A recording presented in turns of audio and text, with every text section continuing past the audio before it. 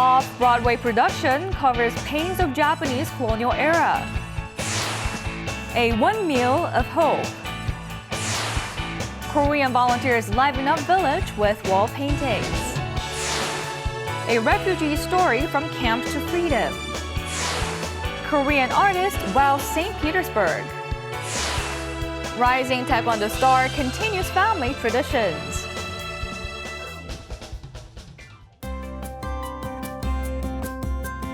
Hello, welcome to Going Global. I'm your host, Jung Se-mi. A Turkish woman suffering from a muscular degenerative disease has made the rounds online for writing a book about the Korean War after gaining inspiration from Korean dramas. Gweldane Erusoy suffers from muscular dystrophy, a degenerative disease that leads to muscle loss and weakness. During her fight against her disease, her older brother recommended a Korean drama, and she fell in love with it and Korean culture. She decided in 2014 to write a book about the Korean War. Due to her condition, she had to dictate the book to her family and friends, and the fruit of their efforts, her book, codenamed North Star, Those Who Never Returned, was published last year. It would be wonderful if we could read that book in Korea as well someday. On that note, let's turn to our first story today. Broadway in New York City is the mecca of performing arts, and there is an area nearby known as Off-Broadway, where the more experimental productions are staged. Recently, it showcased a production about the Japanese colonial period of Korea. Let's take a closer look.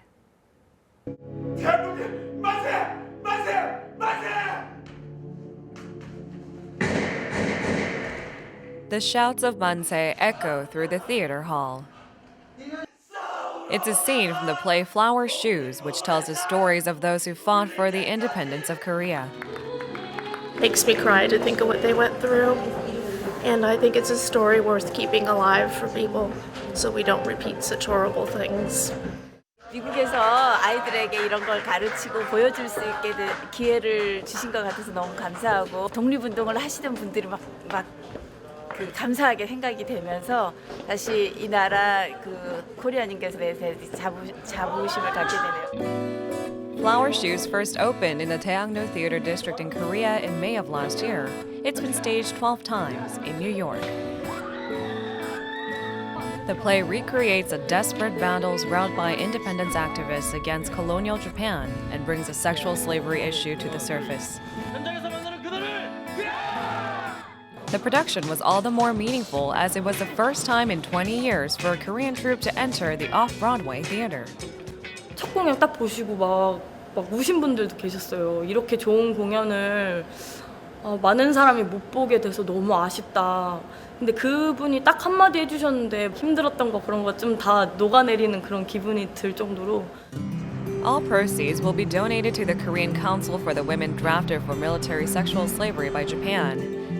These funds will be used to build statues commemorating the victims of sexual slavery in major cities all over the world. 한국 연극계에 조금 활력을 놓고 싶어요. 좀 이 일이 쟤네들도 했으니까 우리는 훨씬 더 잘할 수 있을 거야 라는 게 그런 일이 되었으면 좋겠습니다. This play will also be adapted into a feature film. Many artists are working hard to inform the world of Korean history.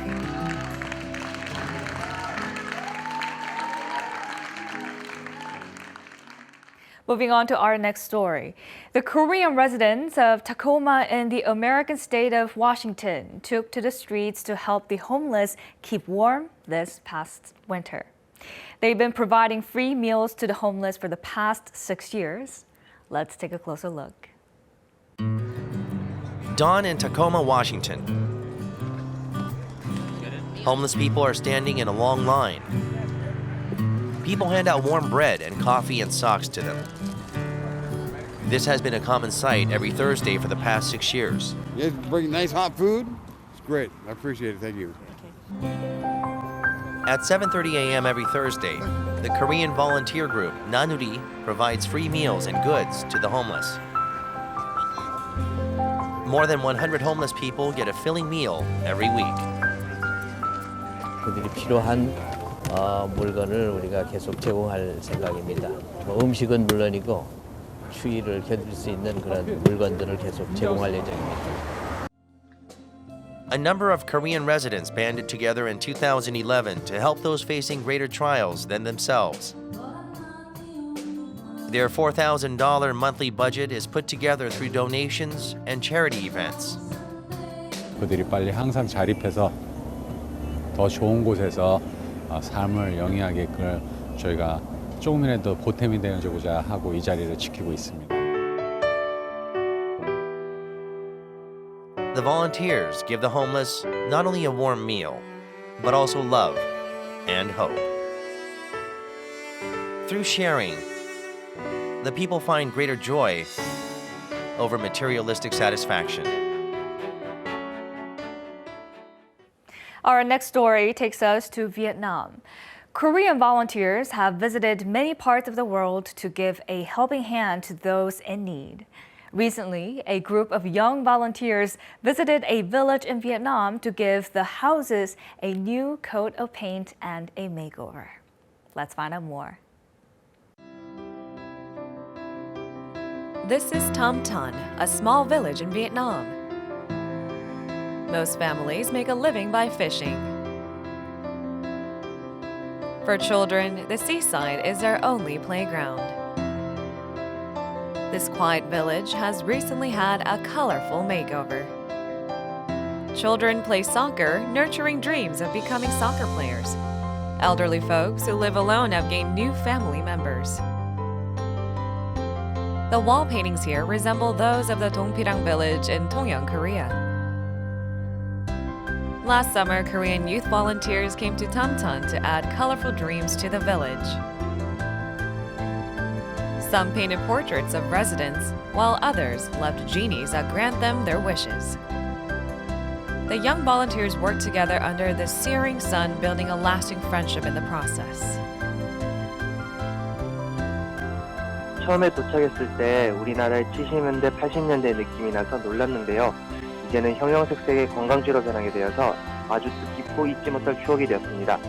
기회가 된다면 마을 주민들을 만나러 가서 또 한번 추억에 대해서 얘기해보고 싶습니다. 너무 더워서 체감 온도가 거의 40도였거든요. 그래서 좀 서 있는 것조차도 힘들었는데 베트남 주민들과 나눈 그런 정과 베트남에 있는 대학생들과의 그런 교류는 정말 뜻깊은 것이라고 생각해요. 이제 그림을 보면서 밝고 희망차고 그리고 더 많은 큰 꿈을 가질 수 있었으면 좋겠어요. This once sleepy village has been reborn, filled with the constant laughter of residents and tourists.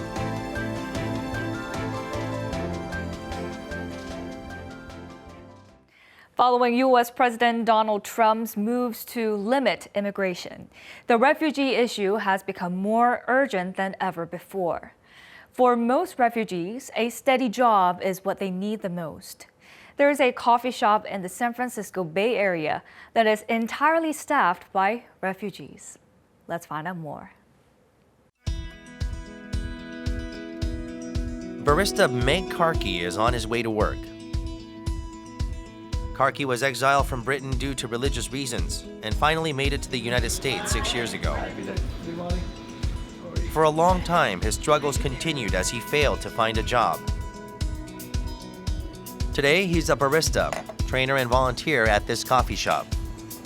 I never make a coffee like a latte, chai, anything else, like espresso, anything else. It's really cool, and I'm enjoying it. Karki and other refugees have been working at this coffee shop since it opened its doors in January of this year. The name 1951 Coffee Company comes from the UN's 1951 Refugee Convention. The coffee shop aims to help refugees become self-sufficient and was founded by members of a refugee aid group. That's what we're trying to meld. We're trying to show people that you can have the highest quality product and that refugees are the highest quality of people and that they can make that happen. Rachel and Do initially rented space in a church 2 years ago to provide barista education to resettled refugees. 35 trainees have completed their program to date. From there, they can go on to work at the 1951 coffee company or find a job elsewhere. So I feel like the employment is a huge piece of it, but then I think the other part of it that's really important, which we hope to encompass in our cafe, is connection to community.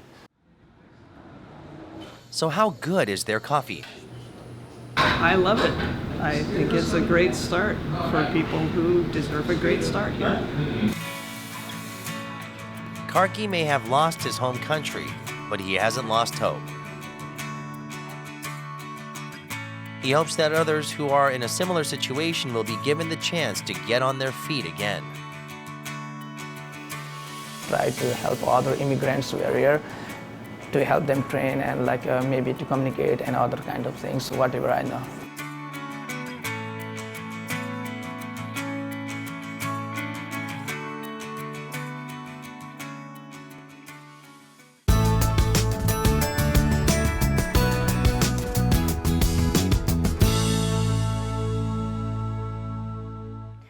Our next story takes us to Russia.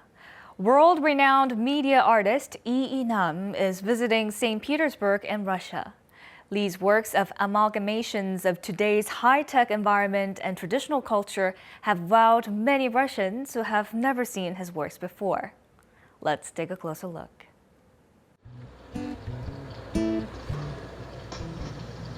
A woman is pouring milk from a bottle. Some visitors quickly peek at the ground to see whether the milk hasn't created a mess. Je trouvais toujours que son travail est très fin, très sophistiqué. C'est le mélange entre les deux. Flowers bloom and butterflies flutter on the canvas. People cut through the vase. C'était très bien. C'était intéressant, bien, et ça donnait beaucoup d'inspiration. This is Korean media artist Lee Nam's exhibition held in St. Petersburg, Russia for 2 weeks from January 26th during the Sci-Fest 2017 New Media Exhibition. Lee is the first Korean artist to be invited to this event. Well, a friend of mine told me about him, and I looked at his work and I was very impressed. So we decided to, and I shared it with my co-curator, Elena Gubanova, and we decided that he will be, it would be great to invite him to Sci-Fest. Lee has been in the spotlight for his philosophical but future-oriented works of art. He has been showcasing Korean media art in Europe and Asia for the past few years. 아무래도 한국이 가지고 있는 IT 강국 또 어떤 이 발달한 디지털 미디어들을 활용해서 미디어 아트가 발달하지 않았나 이렇게 생각합니다. The combination of mass media technology and art, along with a uniquely Korean style, has mesmerized Russians.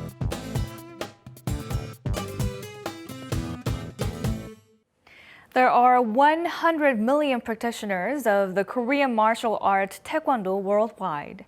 One of them comes from a Canadian family that has been practicing taekwondo for 3 generations. Let's meet the rising star in taekwondo. The 2016 World Taekwondo Federation World Taekwondo Junior Championships in Canada. Out of 800 talented young athletes from all over the world, one rose to stardom. She is Skylar Park of Canada, the gold medalist in the women's under 59 kilograms category. I think they just have to focus on your goal and just work hard towards it, and one day it'll come true. Well, my ultimate goal is to be Olympic champion one day. The host city of Burnaby was also in a celebratory mood following her victory. Burnaby is also the first city to declare a Taekwondo Day in Canada, having done so in 2015. Our mayor had proclaimed a Taekwondo Day in Burnaby, so we created these friendships and relationships. Park's family is probably the happiest among all. Skylar learned Taekwondo from her father and grandfather. Her grandfather is a taekwondo master and first-generation Korean immigrant to Canada who emigrated in 1977. Her father, too, is an active taekwondo master. She's a third-generation taekwondo in our family. She learned taekwondo in her mom's tummy. No, she learned as soon as she could actually walk. Yes, so she was at the dojang all the time, kicking, punching, rolling around. The Park family has gathered together after the match. The living room is filled with trophies and awards from past competitions. 대한민국 국기로서 태권도를 하고 있잖아요. 그래서 내 아이 하나한테만큼은 태권도를 시켜서 대한민국의 그 전통의 무술을 배우고 주고 싶어서.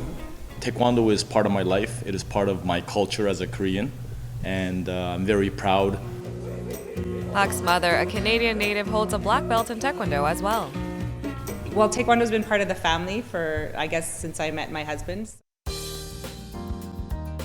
Taekwondo has helped Park's family reinforce their identity in a foreign land. We love Taekwondo! I hope you enjoyed today's stories on Going Global. A 2-month puppy became the focus of great interest after it sniffed out rare truffles. Mixed breed Kinako, who lives in Kochi Prefecture in Japan, was taking a walk with owner Tataki Maeda when she suddenly started digging. Kinako discovered rare truffles that day, and after a few days of digging, unearthed a total of 250 grams worth of truffles. The mushrooms are priced based on shape, size, and scent, and the treasures dug up by Kinako are said to be worth about $1,000. Kinako is definitely bringing a bundle of joy to the owners. Now, Going Global will be back next week with more exciting and interesting stories from all around the world. Thank you for watching.